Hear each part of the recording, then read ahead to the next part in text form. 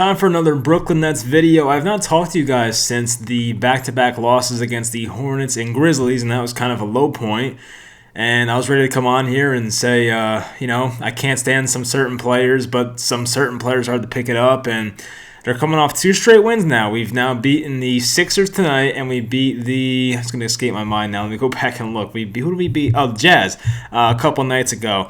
And that's without Kevin Durant, and of course Kyrie Irving was out tonight. Kyrie Irving will be out tomorrow. We really don't know what's going on with that situation. It was very weird. It came out like maybe 2 hours before game time that Kyrie was out. He did not answer Steve Nash's text message, and we're still not exactly sure what's going on here, but it could have been from the events of yesterday. I'm honestly not sure whatsoever. I hope he's all right. Obviously, that's like the number one most important thing. But at the same time, I know people are gonna I don't know if they'll make fun of him or just be like, oh, here we go again. But honestly, winning cures all, and the fact that the Nets are now 2-0 the past 2 games, I can look past it. I think we can beat a Memphis team that I think is still down John Morant tomorrow, even if we don't have Kyrie and KD. Maybe I'm a bit overconfident. We'll find out tomorrow what happens. But anyway, the Nets have been looking a lot better, and I should address the Kevin Durant thing as well. He got a close contact with COVID-19. I don't think he actually tested positive for it.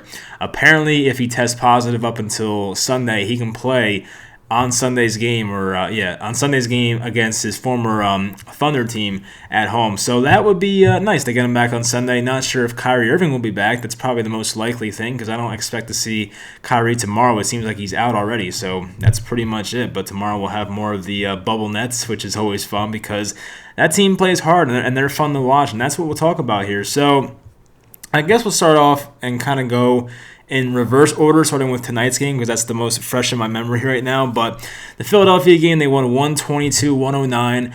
Philly came off a tough loss the night before against the Wizards when Bradley Beal dropped like 60 on them.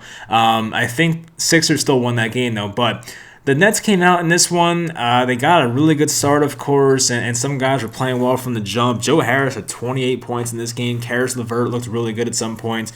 Jared Allen, that's a guy who you can tell there's a night and day difference from how good he was even 2 years ago to now. The broadcast even mentioned it.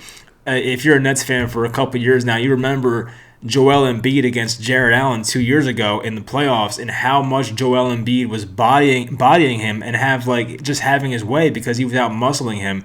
Now it's like it was more of the opposite. It was like Jared Allen kind of had the advantage. And I know Joel Embiid kind of had an off night. He was in foul trouble. Same thing with Dwight Howard.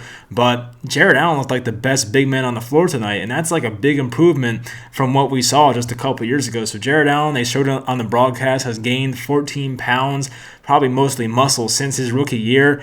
And he's just, he's finally turning into a really good center in this league. Will Jared Allen ever be a guy who can stretch the floor and shoot mid-ranges and shoot threes consistently? No, but Jared Allen, we know who he is.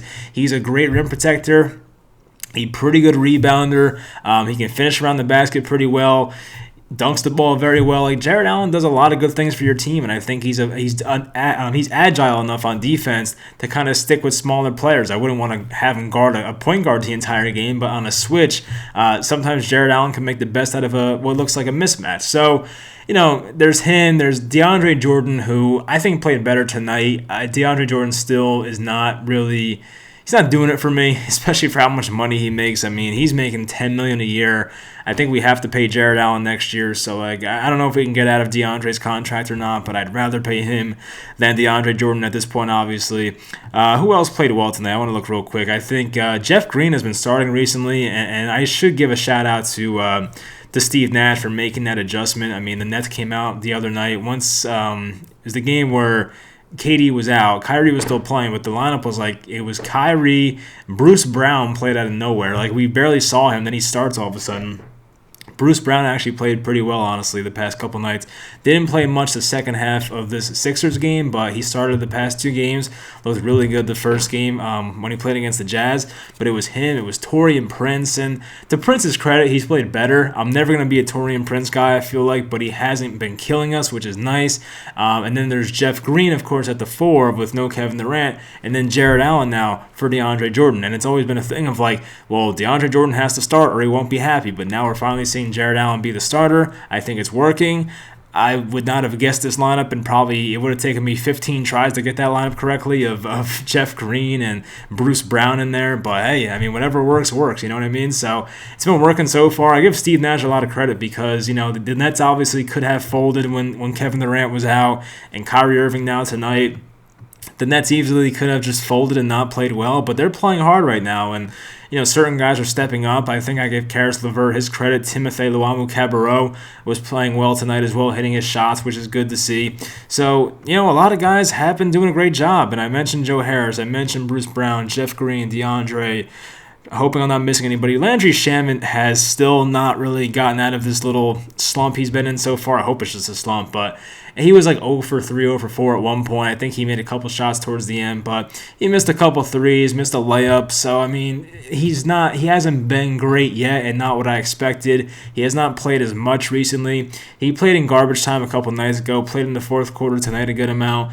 And it's still not there for him yet, but I will say with Landry Shamet, the effort's there. You can tell his defensive effort is really good. Is he an elite defender? Not really, but you can tell his effort is awesome. So I do love seeing that from Landry Shamet. At least he's trying. Give me the effort at least as a fan. That's what I want to see. All right, so now let's go to a different game. Utah's game. So the Jazz game was like the new starting lineup. It was Kyrie Irving looking great, of course. He had the 29 points. Jared Allen had 19 points, 18 rebounds. He was awesome in that game, as we know. Jeff Green only had 2 points, but I feel like Jeff Green is just the anti-Wilson Chandler, is the way I put it in a group chat before. Wilson Chandler last year for the Nets seemed to do nothing right as like the stretch four. Jeff Green this year has been really good so far, a positive for the Nets. He has not been a huge difference maker, but I think he's been a good player so far, honestly. TLC had 11, Joe Harris at 10, Karis LeVert at 24. Karis LeVert's I got to talk about because there was one point where I remember the Hornets game, he was awful. I remember... Who was the other loss in there? The Memphis game, he might have been bad as well. He looked so bad at one point this year. Like, he started off the first couple games doing well, then like games 3, 4, and 5 looked awful. Now he's back to like the old Karis LeVert. He's had 20 plus, I think, the past couple games, and he's looking like that bubble version of Karis LeVert. And look, maybe Karis does better when the big names like Kevin Durant and Kyrie Irving are out, and it's more of his team. I've always said Karis LeVert is better with the ball in his hands. I think everyone who watches the Nets can realize that themselves. But, Karis LeVert eventually has to find a way to fit in when the two superstars are on the floor with him, because once this team hopefully gets to the playoffs healthy with KD and Kyrie, Karis LeVert has to find a way to fit in, because Steve Nash now has shown us that in his rotations lately, at least, he wants to keep one of KD or Kyrie on the floor at once. It's not going to be Karis LeVert and the two superstars are on the bench. He's going to keep one guy out there at all times. It seems like that's how it's been recently before KD had the close contact COVID thing going on. But that's how it seems. So can Karis LeVert coexist with those guys? That's the thing. If he doesn't, then, I'm not going to say he'll get traded, but like something has to change. Like, you cannot have Karis LeVert underperforming in that way when he's playing next to KD and Kyrie. So that has to get better. The Hawks game from January 1st. Let's take a look at this one. They were getting killed by DeAndre Hunter. I remember John Collins, Trae Young, of course, at 21 in that game. So, yeah, I'm trying to think what happened here. Who did? Kevin Durant had a nice game, 28 points. It was efficient shooting, I remember. Kyrie had 11 rebounds somehow. And this was a game where Karis LeVert, once again, did not play well. 27 minutes and only 8 points. And Jared Allen had a very quiet game of 5 and 4. Landry Shamet had no points in 17 minutes. It was a rough game. So that was one. DeAndre Jordan didn't do too much in this game once again. And the Nets lost 114-96. It's probably the worst loss of the year for them. So we'll gloss over that and act like nothing happened. But yes, it was an ugly home loss for the Nets there. Then there was the 145-141 win. This one, I remember, it felt like an all-star game. It was like there was just no defense being played. There was a point in the game where I was just disgusted with the Nets on defense, because I was like, what are we doing? Like, it was open dunk after open dunk, open shot after open shot. And the Hawks, if you didn't know, can shoot the ball very well. And they had guys like, John Collins had 30. Cam Reddish had 20. Cam Reddish got a lot better, honestly. I have to say that. Bogdanovich at 22. Trae Young had 30. Like, there were guys that were just going off against us because we played no sort of defense whatsoever in that game. So, for the Nets, though, Durant was 2 assists shy of a triple-double that game, 33, 11, and 8.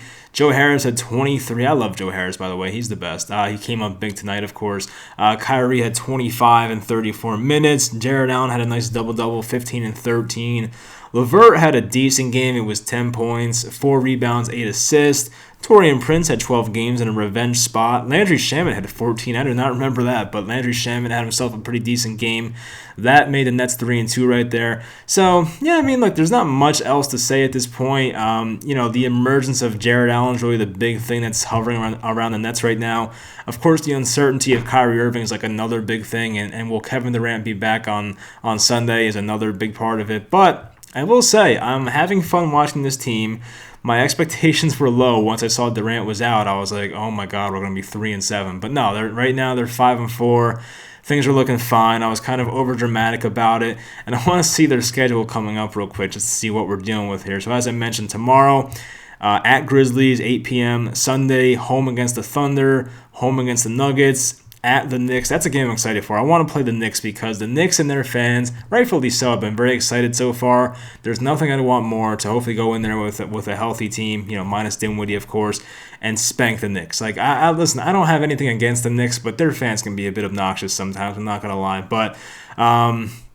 And then they play. There's a lot of time off. They play the Knicks on Wednesday. Then it's a Saturday game against the Magic. So a lot of time off. I'll probably do a video after that Knicks game. To be honest with you guys, that's probably the next Nets video for you. But that's pretty much all I got. I'm feeling more confident about Steve Nash. I like what I'm seeing from him. The rotations just worked out perfectly. I feel like Steve Nash at some points is kind of hesitant to call timeouts.